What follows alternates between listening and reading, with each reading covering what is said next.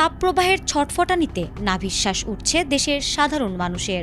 কাঠফাটা রোদ, তীব্র উত্তাপ আর বাতাসে জলীয় বাষ্পের আধিক্যের কারণে সৃষ্ট চরম ভ্যাপসা গরমে হাঁসফাঁস করছে পুরো দেশবাসী।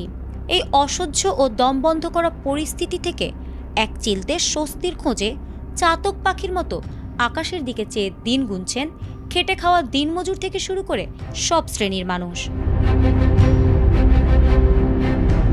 দেশের বিস্তীর্ণ অঞ্চলের ওপর দিয়ে বর্তমানে তীব্র তাপপ্রবাহ বয়ে যাচ্ছে। তবে এই চরম অস্বস্তিকর পরিস্থিতির মধ্যেই একটি বড় স্বস্তির বার্তা দিয়েছে বাংলাদেশ আবহাওয়া অধিদপ্তর।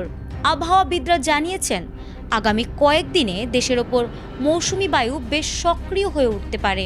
এর ফলে সারা দেশে বৃষ্টিপাত অথবা বজ্রসহ বৃষ্টির প্রবণতা ক্রমান্বয়ে বৃদ্ধি পাওয়ার সম্ভাবনা রয়েছে।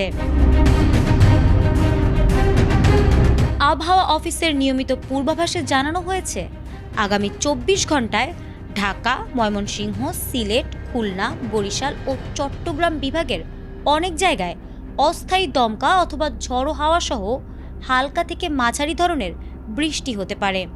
এছাড়া দেশের কিছু কিছু অঞ্চলে ভারী থেকে অতি ভারী বর্ষণের সম্ভাবনাও উড়িয়ে দেওয়া যাচ্ছে না। তবে রাজশাহী ও পাবনা সহ যে জেলাগুলোতে তীব্র বা মৃদু তাপপ্রবাহ চলছে, সেখানে গরমের তীব্রতা সহজে কমবে না এবং তাপমাত্রা একই রকম থাকতে পারে। এদিকে কালবৈশাখী বা ঝড়ো হাওয়ার আশঙ্কায় দেশের কয়েকটি অঞ্চলের নদীবন্দরগুলোকে ইতোমধ্যে 1 নম্বর সতর্ক সংকেত দেখিয়ে যেতে বলা হয়েছে। আবহাওয়াবিদদের মতে, বৃষ্টিপাত বাড়লে দিনের তাপমাত্রা কিছুটা হ্রাস পেতে পারে।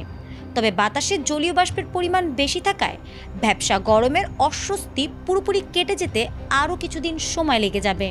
তবে এই কাঙ্ক্ষিত বর্ষণ যেন পড়তে থাকা জনজীবনে প্রকৃত শীতলতা এবং নতুন স্বস্তি ফিরিয়ে আনে, এটাই এখন কোটি মানুষের একমাত্র প্রত্যাশা। ফারহানা হক, ATN বাংলা।